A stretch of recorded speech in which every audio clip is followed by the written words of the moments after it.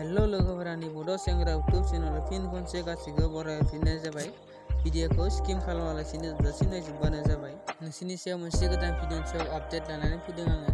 बे music भिडिअनि title एबा मुङानो जादों सोरमोन जाखो। बे मिउजिक भिडिअआव फाव खालामनाय नुनो मोनदों सिद्धार्थ बर', दाइसि बसुमतारी बिथांमोनखौ फाव खालामनाय नुनो मोनदों। बे मिउजिक भिडिअआ रिलिज जानानै थांबाय आरबि फिल्म प्रडाक्शन चेनेलाव।